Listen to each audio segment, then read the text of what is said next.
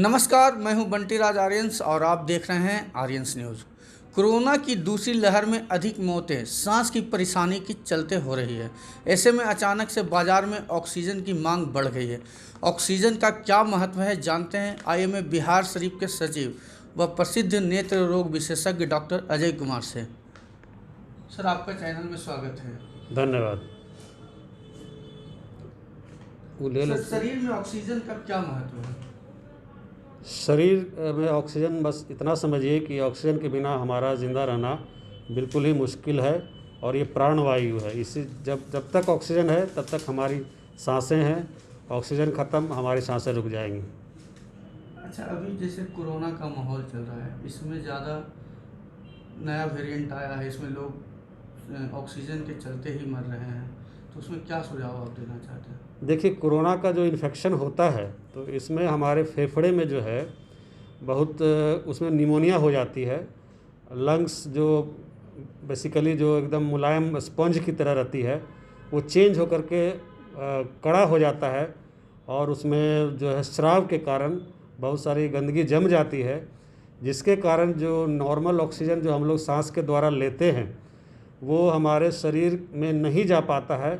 Lungs में रुकावट जो है, जो स्राव जम जाती है या जो स्पॉन्जिनेस ख़त्म हो जाती है लंग्स की, इसके वजह से ऑक्सीजन जो है हमारे खून में प्रवाहित नहीं हो पाता है और इसी वजह से ऑक्सीजन की शरीर में कमी हो जाती है और सांस लेने में तकलीफ़ शुरू हो जाती है।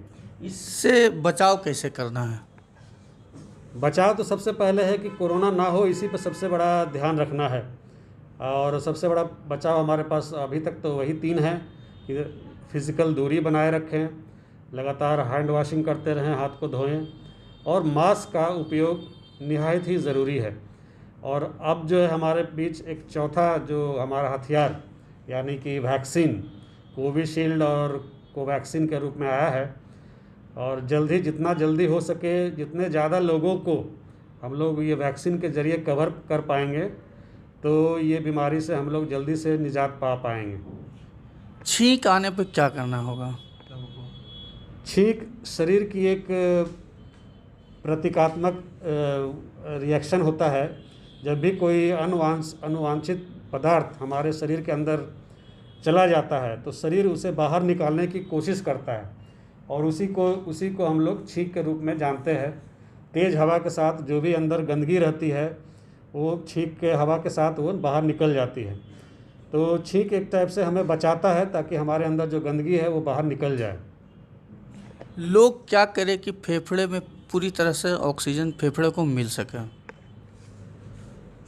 अगर ऑक्सीजन की मात्रा 93% से नीचे 90% या उसके नीचे होती है तब आपको डॉक्टर के पास जाना ज़रूरी है, वरना आप आइसोलेशन में घर पे भी रह करके कुछ परसेंटेज ऑक्सीजन आप बढ़ा सकते हैं। मान लिया जाए आपका नेचुरल ऑक्सीजन जो है जब आप बीमार नहीं थे उस वक्त आपकी 98 या 100 रही होगी, लेकिन जब कोरोना हो जाती है तो जाहिर सी बात है कि लंग्स उतनी अच्छी काम नहीं करती है, जिसके वजह से हमारा ऑक्सीजन का सैचुरेशन, जिसको हम लोग ऑक्सीमीटर के माध्यम से नापते हैं, उसमें गिरावट देखा गया है। और जब 90 से नीचे आ जाए तो पक्का अस्पताल जाना चाहिए और डॉक्टर्स के सलाह में उसका इलाज कराना चाहिए। और 93, 94 या उसके ऊपर अगर हैं तो घर में ही रहें, कोई टेंशन लेने की ज़रूरत नहीं है। कुछ व्यायाम है जो कि आपको करना चाहिए और उससे ऑक्सीजन की लेवल बढ़ती है और हम लोग सुरक्षित रह सकते हैं। प्रोन वेंटिलेशन क्या है, इसके बारे में आप दर्शकों को बताएं। प्रोन पोजीशन यानी पेट के बल लेट करके अगर हम लोग सांस लेते हैं तो इससे क्या होती है कि जो एरिया में ऑक्सीजन खड़े रूप में या लेट करके जो एरिया में ऑक्सीजन नहीं जा पाती थी वो एरिया फिर से चालू हो जाती है और जो भी हमारे शरीर में या लंग्स में स्राव जमा हो गए हैं वो अनुवांछित पदार्थ जो है प्रोन वेंटिलेशन के ज़रिए धीरे धीरे बाहर निकल जाते हैं और जिससे ऑक्सीजन का बहाव जो है लंग्स में सुचारू रूप से चालू हो जाता है। और जैसे ही ऑक्सीजन की मात्रा बढ़ती है हमारे लंग्स में तो जाहिर सी बात है वहाँ से फिर ब्लड में भी जाएगी और ब्लड का सैचुरेशन ऑक्सीजन का वो बढ़ जाता है। तो कोरोना संक्रमित जो हो रहे हैं उनको क्या ये प्रयोग करना चाहिए? जिनकी भी ऑक्सीजन 93 से नीचे है उनको नित्य जो है ये जितना हो सके प्रोन पोजीशन वेंटिलेशन का उपयोग करना चाहिए। इससे देखा गया है कि 5% तक भी लगभग ऑक्सीजन में सेचुरेशन में सुधार आती है। और जितना हो सके पेट के बल लेटें या लेफ़्ट करवट या राइट करवट रहें, चित्त जो है कम से कम लेटें।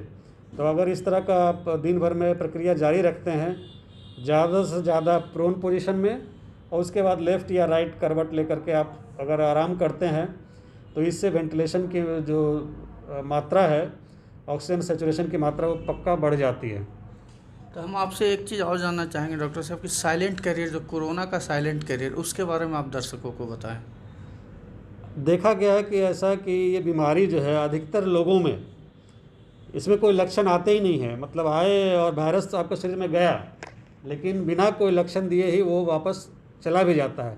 लेकिन जब तक वो शरीर में रहता है, पेशेंट के शरीर में जिसको कोई लक्षण नहीं है, तब तक वो अपने माध्यम से दूसरों को फैला जरूर सकता है। खास करके बच्चे जो हैं उनमें जो लक्षण है कोरोना के बहुत कम पाए जाते हैं, उन लोगों में ही साइलेंट कैरियर की मात्रा ज़्यादा होती है। वो अपने बड़ों को यानी दादा दादी नाना नानी को ये बीमारी ईज़िली पहुंचा सकते हैं, क्योंकि बच्चे जो है हमेशा अपने बड़ों दादा दादी और नाना नानी के साथ ज़्यादा अटैच रहते हैं। तो जब कोरोना का ये समय है तो उस वक्त ये ध्यान देना है कि अगर बच्चे हैं तो बच्चे बड़ों से दूर रहें। खास करके बुजुर्ग अगर आपके घर में हैं तो उनसे पक्का दूर रखें। ऐसा ना हो कि साइलेंट कैरियर आपके घर में हो और वो बीमारी आपको धीरे धीरे सबको घर में पहुंच जाए, और ख़ास करके जो बुजुर्ग हैं उनसे सबसे ज़्यादा प्रभावित हो जाते हैं। किस लक्षण में लोगों को सेल्फ आइसोलेट होना चाहिए? अभी के समय में अगर आपको बुखार आए और सांस लेने में तकलीफ, ज़ुकाम, नाक चल रहा हो, खांसी हो रही है और बुखार आ रहा हो, ये 3 लक्षण है। अगर तीनों हो रहे हैं तो आप पक्का आप समझिए कि आपको कोरोना है। जांच के चक्कर में ना पड़े, अपने आप को 14 दिन के लिए आइसोलेट कर लें, और अगर आपको लगता है कि हमने किसी और के साथ कांटेक्ट में आया है तो उनको भी बता दें कि हो सकता है कि आपके ज़रिए हमें ये बीमारी पहुंची है, ताकि वो लोग भी सतर्क हो जाएं।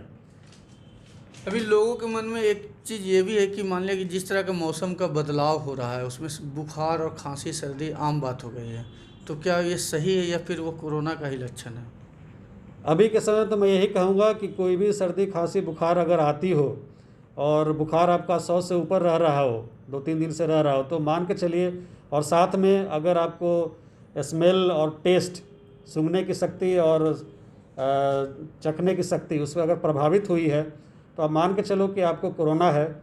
और इसके लिए आपको हमेशा डॉक्टर के पास दौड़ने की ज़रूरत नहीं है। आप मान के चलिए कोरोना है, और उसकी जो इलाज है किसी से आप तो ICMR की गाइडलाइंस के तहत आपको बाज़ार में किट उपलब्ध है, अपना ले करके दवाई शुरू भी कर सकते हैं। अगर डॉक्टर की सलाह ले लें तो और बेहतर रहेगा। तो किस अवस्था में अस्पताल में भर्ती होने की ज़रूरत है इसमें? अभी के समय में सभी घर में एक पल्स ऑक्सीमीटर होना बहुत ज़रूरी है, जो कि मैं कहना चाहूँगा कि अभी बाज़ार में मिल नहीं रहे हैं। ऑक्सीमीटर होने से क्या है कि कम से कम लोगों को पता रहता है कि हमारा ऑक्सीजन लेवल ठीक है या नहीं है।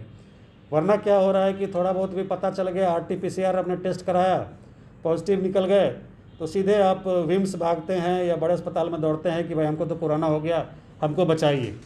लेकिन जबकि पैनिक होने की ज़रूरत नहीं है।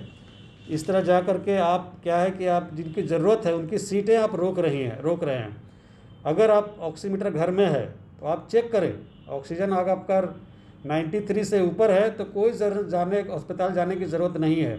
घर पे ही रहें, और चिकित्सीय सलाह फ़ोन पर भी बहुत सारे डॉक्टर्स उपलब्ध हैं, उनसे आप ले सकते हैं, और उनसे ले करके आप घर में ही अपना इलाज कराएं, आइसोलेशन में रहें।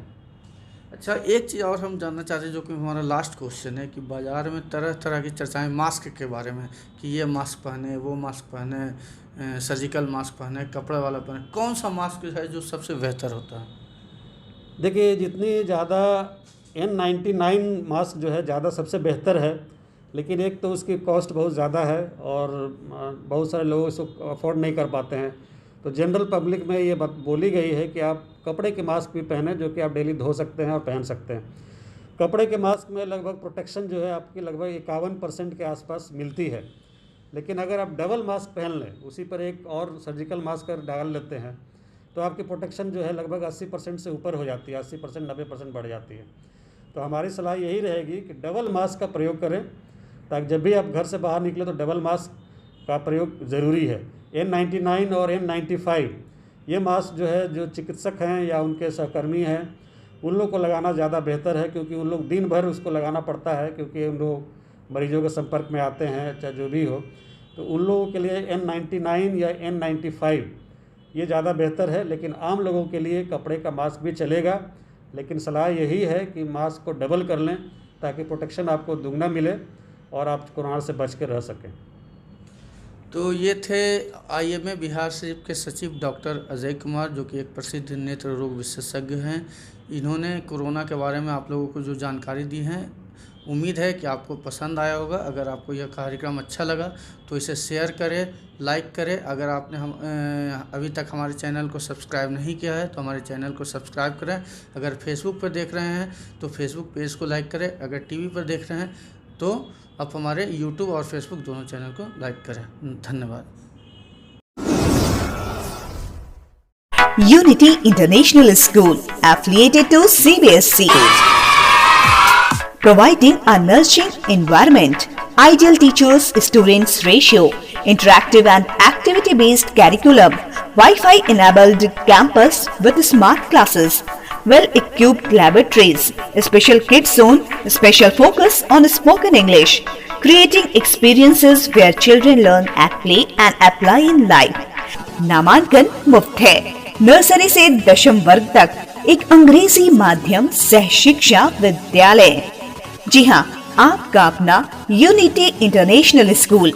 हमारी विशेषताएं: एक स्वच्छ एवं पोषित वातावरण, बच्चों को कुशल शिक्षकों का सानिध्य, आदर्श शिक्षक विद्यार्थी अनुपात, पारस्परिक एवं क्रियाकलाप पर आधारित पाठ्यक्रम, छोटे बच्चों के लिए विशेष सुविधा, अंग्रेजी वार्तालाप पर विशेष ध्यान, आधुनिक उपकरणों से लैस विज्ञान एवं कंप्यूटर प्रयोगशाला। ऐसा अनुभव देना जहां बच्चे खेल खेल में सीखें और उसे जीवन में लागू करें।